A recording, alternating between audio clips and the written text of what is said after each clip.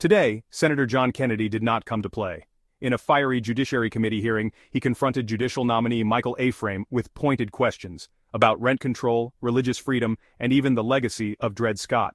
From dodged answers to moral dilemmas, Aframe found himself struggling to keep up. And trust me, you're going to want to see every second of this exchange.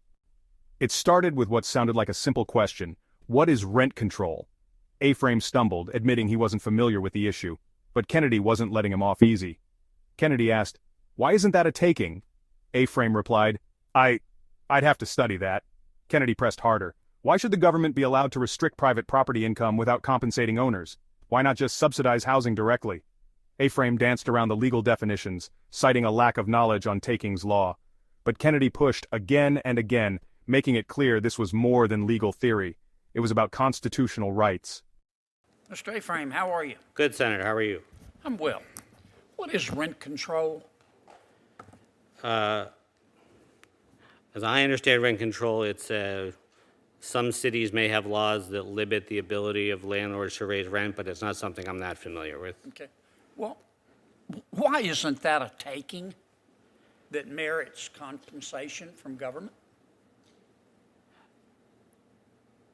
I don't know whether that's been litigated or how that's been resolved. I have never dealt with rent control. Well, I want to understand what you think about it, how you think. Why isn't it a taking? I mean, your government is taking money from the private owner of an apartment. Why isn't that a taking? Just like if they took his property to build a highway. So I'm not well-versed enough in takings to give you a definitive answer, but I'll give you what I know about takings. No, tell me what you think. Tell me how you would analyze that. I would be looking at the precedents that say to what extent can government regulation be permitted. Suppose there are no precedents. I know we'll stipulate you would look at precedents. But I want to know how you would analyze that case. Well, the question is, what can the government do as far as regulation where there's still value in the property, but maybe not the maximum, and does that constitute a taking? That's what I'd have to study. I don't know the answer about that. What you think about it?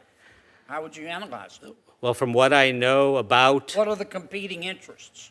Well, the competing interests are the government's interest in housing, I would think, on one side, the property owner's interest in making the maximum amount of money on the other. Well, why couldn't the government, it has a legitimate interest to help poor people. Why couldn't the government accomplish that by just allocating some tax money to housing subsidies? And then you don't have to take somebody's private property. That would be a policy decision, another way to try to get at that end. You're asking me whether it's a taking. Yeah.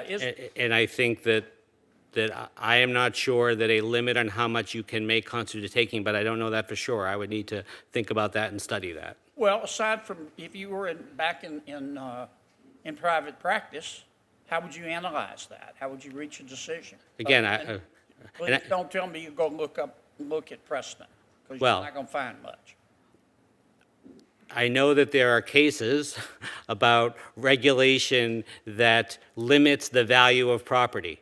And I believe that those cases say, unless the property is basically brought down to no value or very little value, it's not a taking. That's my memory. No, and that would be relevant. That's but not I could be wrong about that. You can have a highway come through and take part of your property, which diminishes the value.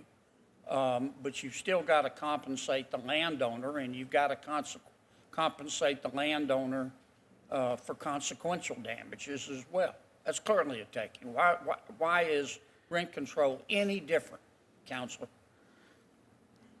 Senator, achieve a government purpose in a less discriminatory way? Why isn't this open and shut?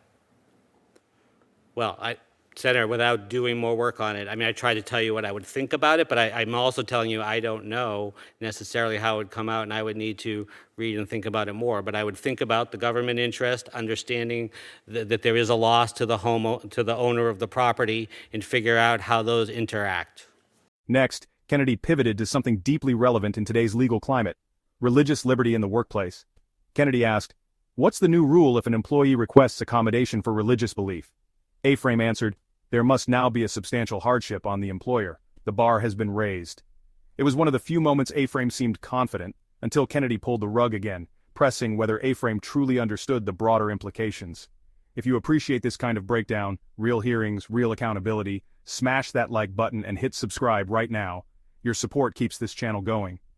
Okay, what's the new rule about how flexible an employer has to be if an employee asks for an accommodation because of a religious belief? The employer has to suffer a substantial hardship, which is a change in the law.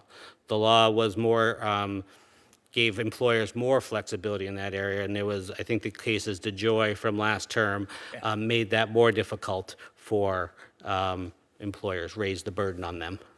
Okay, fair enough.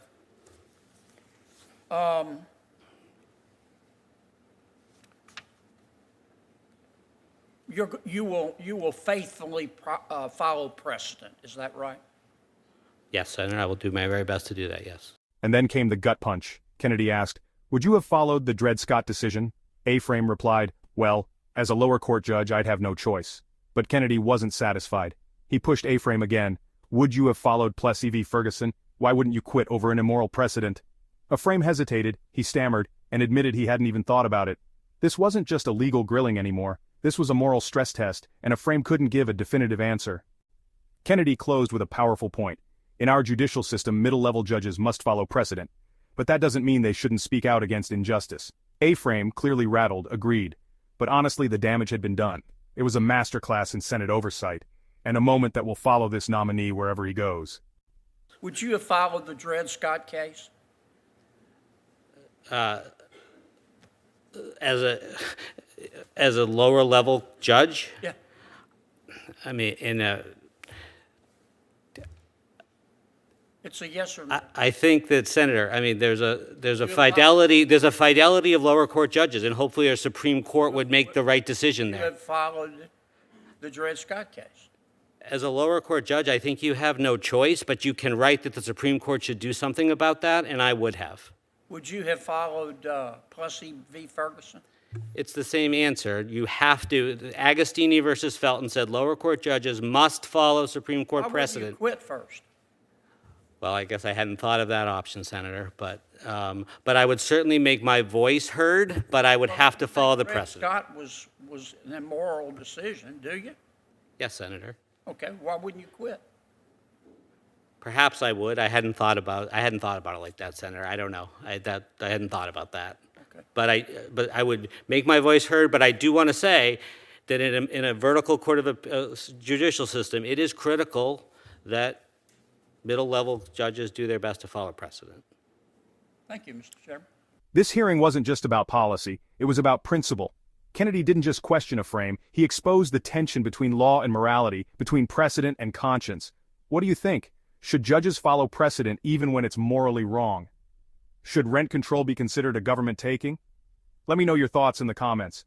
And if you want more unfiltered Senate showdowns and real courtroom moments, click that subscribe button now and turn on notifications. See you in the next one. Stay sharp.